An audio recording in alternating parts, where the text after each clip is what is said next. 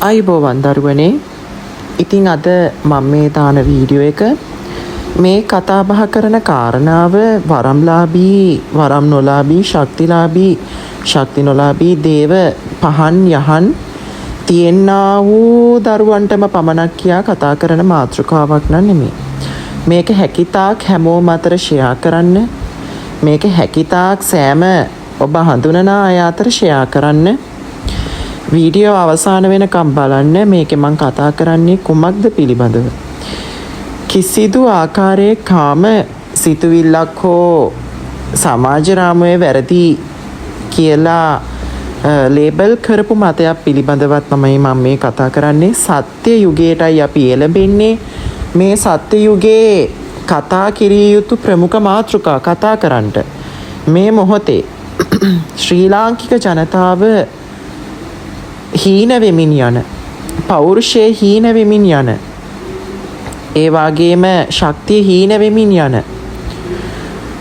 සිංහලයා වඳ වෙන කාලයක මහදෙවියන් විසින්, මහා මාතා විසින් නිකුත් කරපු පණිවිඩයක් පිළිබඳවයි, නිකුම්බිලා මෑණියෝ විසින්ද නිකුත් කරපු පණිවිඩයක් පිළිබඳවයි මම මේ කතා කරන්නේ. මේ පණිවිඩයේ දිහා ඔංගොල්ලෝ හොඳ හැකින් බලනවද නරක හැකින් බලනවද කියන එක ඔංගොල්ලොන්ගේම තීරණය තුලයි පවතින්නේ. මේ පණිවිඩය මම සමාජයට නිකුත් කරන්නේ සමාජයේ තියෙනා වූ බහුතරයක් වැරදි මත නිවැරදි ආකල්ප බවට පරිවර්තනය කිරීමේ අධිෂ්ඨානය උදෙසා. හේතුව මන් දන්වන්නම්. මේ වීඩියෝ එක අවසාන වෙනකම් බලන්න. ඔංගොල්ලොන්ට තම්මිල් එක දකින්න ඇති. මම සෙක්ස් කියලා දාලා තියෙනවා, නැත්තම් කාම ක්‍රියා. මම මේක මේ ආකාරයෙන් හොඳ ආකාරයෙන් පටන් ගන්නවා. මේක මුලින්ම මම කියනවා වරම්ලාභී දරුවෙක්, ශක්තිලාභී දරුවෙක් මේක කතා කිරිය යුතු ප්‍රමුඛ කාරණේයි කියලා. පොතේ ඔබත් මමත් දේවාති දේව වූ මහා දෙවියන්වත් මහා මාතාවවත් අදහනවා. අපි මහා දෙවියන්ට කියන්නේ අප්පා, නැත්තම් සරලවම කිව්වොත් තාත්තා කියලා කියන්නේ. මහා මාතාවට අම්මා කියලා කියන්නේ.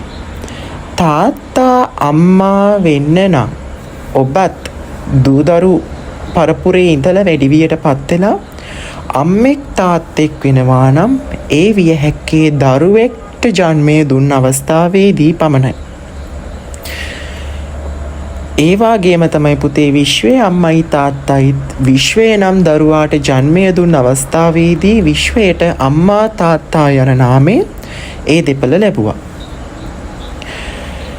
ඒ ලැබපු නාමයේ සංකේතය විශ්වයට ජන්මය දුන් ඔබට ජන්මය දුන් ඔබගේ අම්මාගේ තාත්තාගේ ඒ කෙරූ තාන්ත්‍රමය ක්‍රියාවලිය තමයි පුතේ අපි ශිවලිංගය ලෙස වන්දනාමාන කරන්නේ.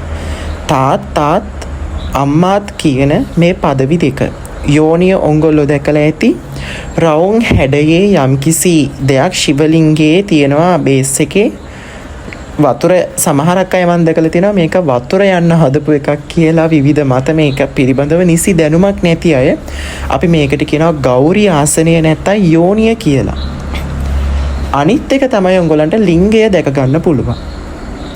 මේ තියෙන්නේ පුතේ සම්පූර්ණයෙන්ම සර්ව කාම ක්‍රියා, සර්ව ජන්ම කියන අවස්ථාව. ඒ කියන්නේ සියලුම විශ්වතල, සියලුම ලෝකතල, සියලුම අසුරතල, සියලුම මනුෂ්‍යතල ජන්මය දුන් ඒ අම්මාගේ තාත්තාගේ ලිංග ක්‍රියාවලිය ඍෂිවරුන් විසින්, නැත්තම් ඒ ජනනය ඔවුන් ඒ ආකාරයෙන් ලබා දුන්නාද නැද්ද කියලා කියන්න අපි හරියටම හඳුනන්නේ නැහැ. නමුත් ඍෂිවරු විසින් මිනිසයාට අවබෝධ කරගන්න, මිනිසයාට දැන හැඳින ගන්න, මිනිසයාට ඒක තේරුම් ගැනීමේ පහසුව වෙනුවෙන් මනුෂ්‍ය ලෝකයේදී මිනිසයාගේ ජන්මය සත්තුන්ගේද ජන්මය ලැබෙන්නා වූ ක්‍රමවේදයේ බවට අපි සරලව හැඳින්වෙන මේ කාම ක්‍රියා, සෙක්ස් කියන මේ මාතෘකාව යට තියෙන ලිංග සහ යෝනි එකතුව කියන මේ සංකේතය තමයි පුතේ පරිහරණය කරලා තියෙන්නේ මේ ශිවලිංගයේ කියන බේස් එක හදන්න. ශිව වන්දනාවේ බේස් එකම පුතේ මෙන්න මෙතන. මාතා වන්දනාවේ බේස් එකම නැත්තම් අඩිතාලම පසුතලයේම මෙතන. මේක තමයි පුතේ සත්‍ය යුගයේ කතා විය යුතු සත්‍ය මාතෘකාවන් අතරින් එකක්. බොහෝ දෙනා මට විවේචන කරයි දැන්. මොකද මේක සමාජ රාමුව තුල කතා කරන්නේ නැති මාතෘකාවක්, විශේෂයෙන්ම දේවාල කරන හරි වරම්ලාභී දරුවන් හරි කතා කරපු නැති මාතෘකාවක් ගැන මම මේ කතා කරන්නේ. එකක්, මම වරම්ලාභී දරුවන්ට වරම් දෙන්නා වූ අයෙක්, ශක්තිලාභී දරුවන්ට ශක්තිය දෙන්නා වූ අයෙක්. නමුත් මම කියන පුද්ගලයා හරියටම කවුද කියන්න කිසි කෙනෙකුට පුළුවන් හැකියාවක් මේ වෙනකොට මාව හම්බ වුණු කිසි කෙනෙක්ට හැකියාවක් තිබුණේ නැහැ.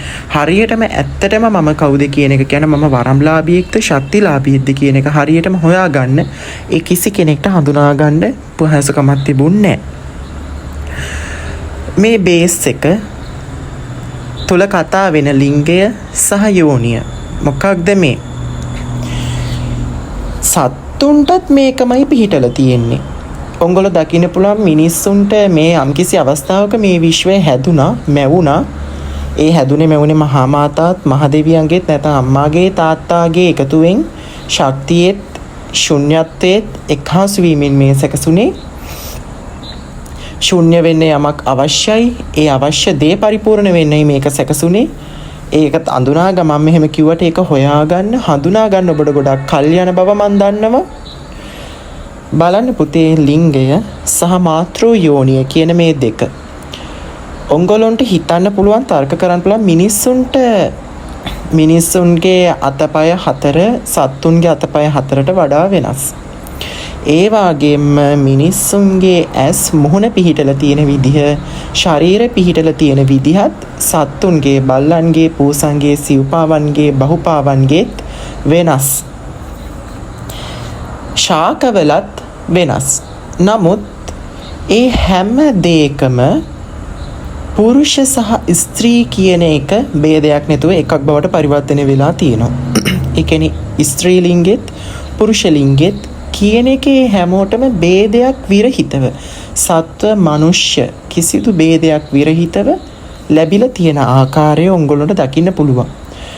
එහෙනම් ඔංගොල්ලෝ දකින්න මේකේ යම්කිසි යටි රහසක්, මේකේ යම්කිසි පණිවිඩයක් ඔබට ගෙන දෙනවා. කුමක් හෝ රහසක් ගෙන දෙනවා. ඍෂිවරුන්, ඍෂිවරියන්, බමුණන්, බ්‍රාහ්මණීන්, අපේ අතීතයේ හිටපු හෙළ ශ්‍රී ලාංකික යෝගීනින්, මහා භාරතයේ හිටපු ඒ යෝගීන්ද මේ ශිවලිංග වන්දනාවේදී මේ වන්දනා කරේ මේ සියලුම පද්ධති තුල තියෙනා වූ පොදු සංකේතයටම තමයි යෝනිය සහ ලිංගය. මොකද මනුෂ්‍යයන්ගේ කියලා සත්තුන්ගේ කියලා වෙනස් ක්‍රමයකට දරුවෙක් පහළ වෙන ක්‍රමයක් නෑනේ. කටින් ළමයි ඉපදෙන්නේ නෑනේ සත්තුන්ට. වෙනස් ක්‍රමයක් හැදිලා නෑ. හැමෝටම එකම ක්‍රමවේදය හරහා තමයි ඒ ක්‍රමවේදය හැදිලා තියෙන්නේ. ඇයි එහෙම්ම මේක පැවතුනේ, ඇයි එහෙම්ම මේක හැදුනේ කියන එක මහා රහසක් බවට පරිවර්තනය වෙලා තියෙනවා. ඒකට එන්න කලින් මම මේ දේ කියලා ඉන්නම්. මහා මාතාත් මහදෙවියොත් කියනවා නිතරම අතීතයේදී දැනට වසර 30000කට පෙර සිට, දැනට වසර 30000කට පෙර අපගේ කාන්තාවන් පුරුෂයන් කිසිසේත්ම කිසිදු රෙදි කඩකින්වත් යෝනිය ලිංගය වහගෙන තිබුණේ. ඔංගොලන්ට අතීත ප්‍රතිමාවන්, අතීත රාමනා යුගී තිබ්බා වූ ශෛලමය විහාර තුල ඉන්දියාවේ දැක ගන්න පුළුවන්. එම දේව රූප තුල මාතාවන්ද මහදෙවියන්ගේ දේ සිටපු දෙවිවරුන් ඇඳපු වස්ත්‍ර ගාන අඩුයි. මාතා ප්‍රතිමා තුල මාතාව ඊටමත් කුඩා ජෝති, කුඩා සලුපිලි 15ට පමණක් ඇඳපු රූප තමයි ඔයගොල්ලන්ට දැක ගන්න හැකි වෙන්නේ. මෑණීන් වහන්සේ, අම්මා මෑණීන් වහන්සේ කිසිදු රෙදි කඩකින් පියවරු වසාගෙන තිබුණු රූප නැහැ. පසු කාලීනව සමාජයේ එන්න දියුණු වුණාද, පරිණත වුණාද, පරිහානියට ලක් වුණාද කියන එක මම ප්‍රශ්න කරනවා. පරිහානියටයි ලක් වෙලා තියෙන්නේ. එන්න සල්ලුවකින් පියවරු වසා ගන්න කාන්තාවගේ ආරක්ෂාව නැති වුණු යුගයක් එළඹිලා තියෙනවා. සලුවකින් පියවරු වහගත්තා කියන්නේ ඒ කාන්තාවගේ පියවරු සුරක්ෂිත නැහැ. ඒ කාන්තාවන්ගේ දේහය සුරක්ෂිත නැහැ. පුරුෂයෙක්ට සම්පූර්ණ ඇඟ වැහෙන්න ඇඳුම් අඳින්න සිද්ධ වුණා කියන්නේ ඒ දේහය සුරක්ෂිත නැහැ.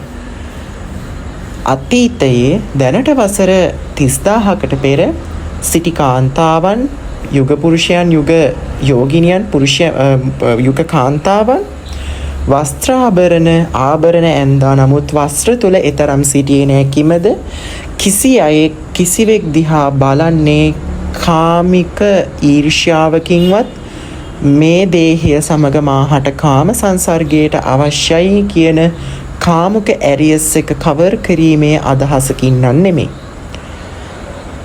අපේ ලංකා පොළවටත් ලෝක තලයටත් මේක ලංකාවට පමණක් නෙමෙයි ඉන්දියාවට කැනඩාවට චීනයට ජපානයට ඕස්ට්‍රේලියාවට හැම රටකටම බලපාලා තියෙන්නේ මිනිස්සුන්ගේ ආශාවන් වර්ධනය වුණා වැඩි දියුණු වුණා.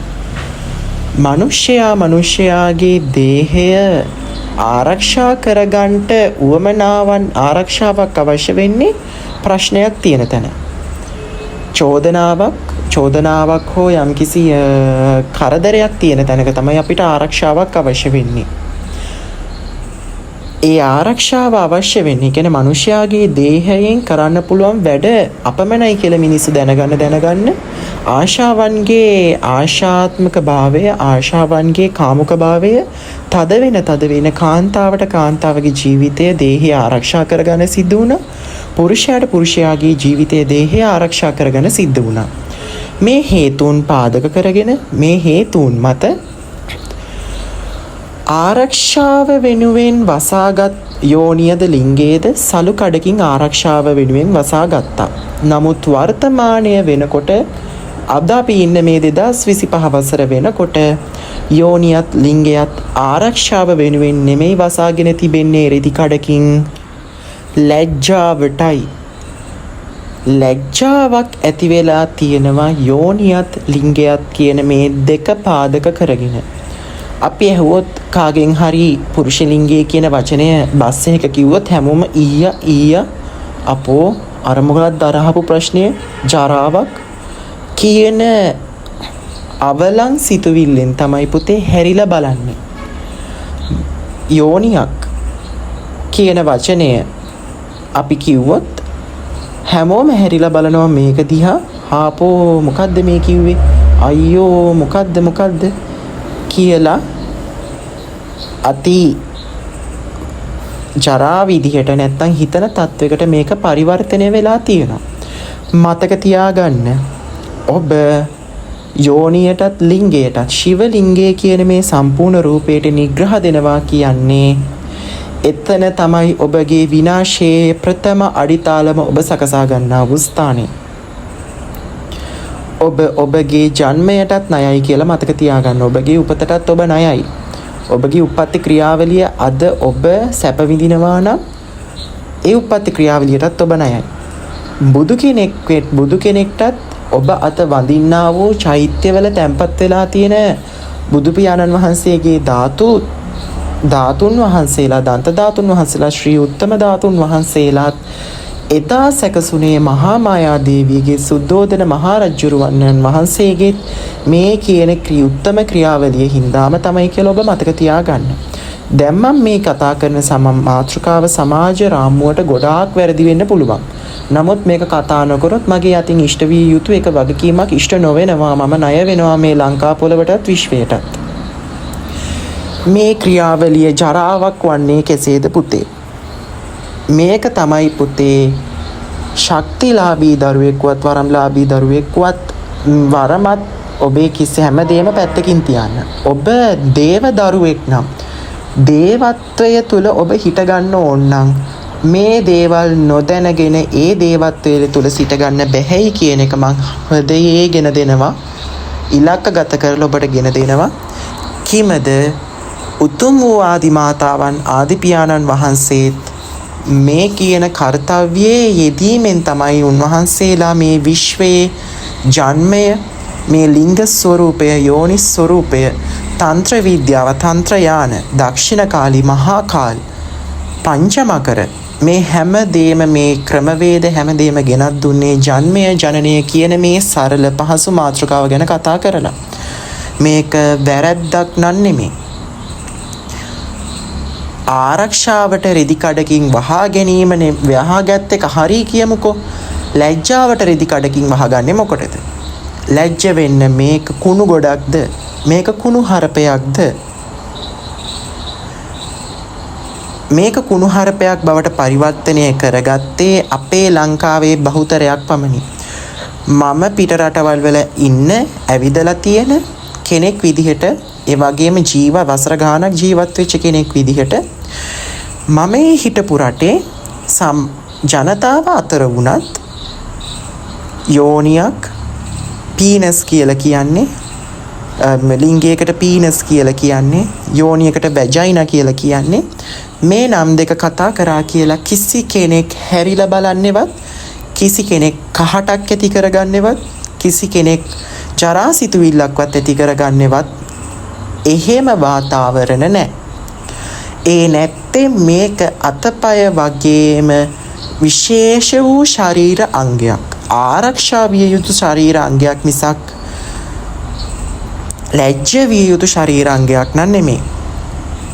මේ අංගය තමයි පුතේ විශ්වයටම ජනනය දෙන්නේ. සියලුම ශක්තියින් ප්‍රධානය කරන්නේ මේ ක්‍රමවේදය හරහා.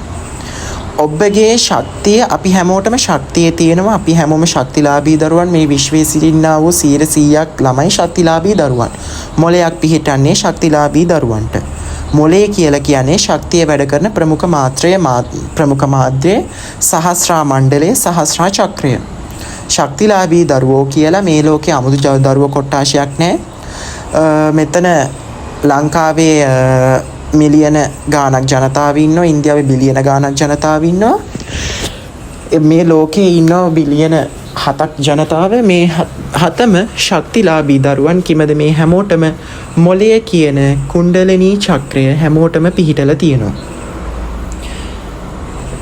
ඒ පිහිටන්නේ මතක තබා ගන්න යෝනියකුනුයි ලිංගයකුනුයි සංසර්ගය එකතු වෙලා අම්මාගේ ගර්භයේ ජීවත් වෙනකොට සැකසෙන දේහය තුල තමයි තාත්තාගේ ශුක්‍රාණුත් අම්මාගේ ඩිම්බත් තුලින් සැකසෙන ඔබගේ දේහයෙන් තමයි මේ චක්‍ර හතම තියෙන්නේ. ඔබ මේ දේ පිළිකුල් කරනවා කියන්නේ, මේ දේ වැරදි හැකින් ජරා ඇහැකින් දකිනවා කියලා කියන්නේ, මතක තියාගන්න ඔබ ඔබගේ අම්මාටත් තාත්තාටත් අම්මා තාත්තා කියලා දුන්නු මව් පදවියටත් නිග්‍රහ කිරීමක්, මව් පදවියටත් පීතෘ පදවියටත් ණයවීමත්, මව් පදවියටත් පීතෘ පදවියටත් ජරා සිතින් බැලීමත් ඔබත් අද මේ පොළවේ පය ගහගෙන සිටිනවා නම් ඔබත් ණයයි ඒ දෙමව්පියන්ට කියන එක මතක තියාගන්න. ඊටත් වඩා දහස් වතාවක් විශ්වයට ඔබ ණය වෙනවා මේ මහා නිග්‍රහය තුලින්. මේ වැරදි ඇහැ නතර කරන්න. මේ වීඩියෝ එක හැමෝටම යවන්න. හැමෝටම කියන්න මේ කතාව. සමාජය වෙනස් කරන්න. ඔබටම පුළුවන් මේක පෙන්නලා නැත්තම් මේක හොඳට අවබෝධ කරගෙන ඔබගේ මිත්‍රයන්, මිතුරියන් අතර මේක කතා කරන්න. ඔංගොල්ලොත් මෙහෙමද මේක දකින්නේ? එහෙනම් වෙනස් වෙන්න. මේක වැරදි දෙයක් නෙමෙයි.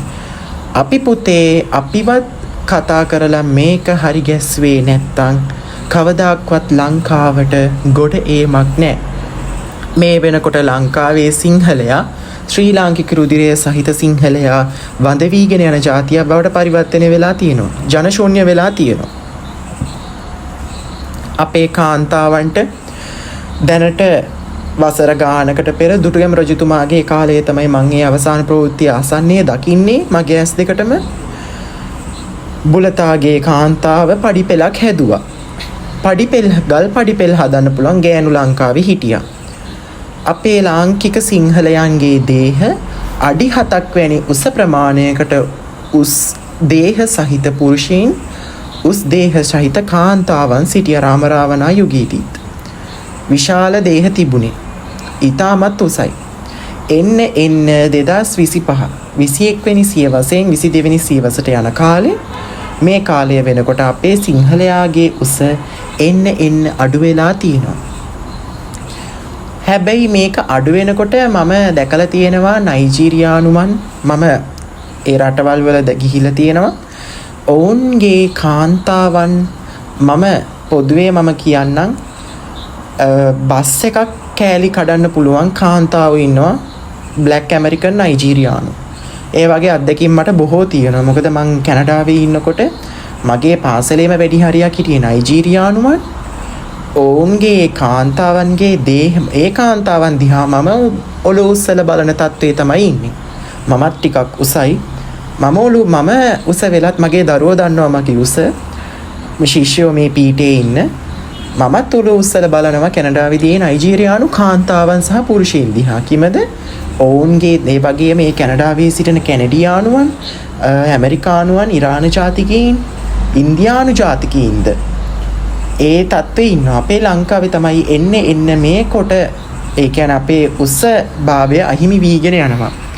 චීනය ජපානයේත් ඒක එහෙලෙසම පවතිනවා. මම ලංකාවට පමණක් ඇඟිල්ල දික් කරන්නේ අපේ ජාතිය අපේ සිංහලයා ඉපදුණු දවසේ ඉඳන් එන්නත් විදිනවා පුදුම ප්‍රමාණයක්. මම ඒ හිටපු රටවල් වල ඉපදුණු දවසේ ඉඳන් එහෙම එන්නත් විදින සිරිතක් නම් මන් දැකලා නෑ ඒ දරුවන්ගේ. මම තර්ක කරන්නම් ප්‍රශ්න කරන්නම් දැනට වසර 20000කට නැත්තම් දැනට වසර ගණනාවකට පෙර දුටුගැමුණු රජතුමා අපේ රාජවංශය ආරම්භ වෙච්ච අතීතයේ සිට ඉපදුණු ළමයින්ට ඒ කාලයේ වාරි තාක්ෂණයත් ඒ කාලයේ නිවාස තාක්ෂණයත් අද කාලයේ තිබ්බ තාක්ෂණයට වඩා දියුණුයි ඉහළයි. ඒ කාලයේ පාලම් තාමත් කැඩෙන්නේ අද කාලයේ හදන පාලම් දවස් සතියෙන් දෙකෙන් කැඩෙනවා. නමුත් දැනට වසර ගානකට කලින් හදපු පාලම් වල තාමත් යනවා අපි. එලෙස පාලම් හදපු මේ මිනිස්සුන්ට එන්නත් විද්දද ඉපදුණු දවසේ ඉඳන් අද එන්නත් විදපු මිනිස්සුන්ට මොකද වෙලා තියෙන්නේ? මලානික වෙලා සරප්පවලටයි අරකටයි මේකටයි ඉපදිච්ච දවසේ ඉඳන් පුදුම එන්නත් ඔගයක් ළමයට විදින්නේ. මතක තියාගන්න පුතේ අපේ ජාතීන් වඳ වීමේ තර්ජනයකට ලක් වෙලා තියෙනවා. මම සෘජුවම ඇඟිල්ල දික් කරනවා මේක අපේම නූගත්කම නිසා අපි ලත්‍යාගයක් කියන එක මතක තියාගන්න. උගත්කමටත් තෑගි ලැබෙනවා නූගත්කමටත් තෑගි ලැබෙනවා. අපේ නූගත්කමට ඒ කියන්නේ අපේ ජාතියේ කිසි ලෙස මේ පිළිබඳව වැහැක් කැරලවත් බලපු නැතිකමට හොඳට ගොනාට ඇඳිලා තියෙන හින්දා ලැබපු අනර්ග ත්‍යාගයක් තමයි මේක. ඒ රටවල් වල ගොඩක් ඉන්දියාවෙත් මම දකිනවා ගොඩක් එන්නත් විදින්නේ නැහැ. එන්නත් විදිනවා අඩුයි. අපේ ශරීරෙ එන්න කුඩා වෙලා තියෙනවා. චීනෙත් එහෙමයි ජපානෙත් එහෙම. එන්න ශරීර කුඩා වෙලා තියෙනවා. වයස අහිමි වෙලා තියෙනවා අපිට.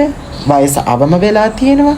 අපේ ලංකාවේ මම කතා කරොත් බුදුරජාණන් වහන්සේ ලංකාවට වඩින යුගයේදී ඒ කියන්නේ දැනට වසර 2600කට 500කට පෙර ලංකාවේ සිංහල එක පුරුෂයෙක්ගේ හෝ කාන්තාවක්ගේ වයස අවුරුදු 200යි. අවුරුදු 250යි.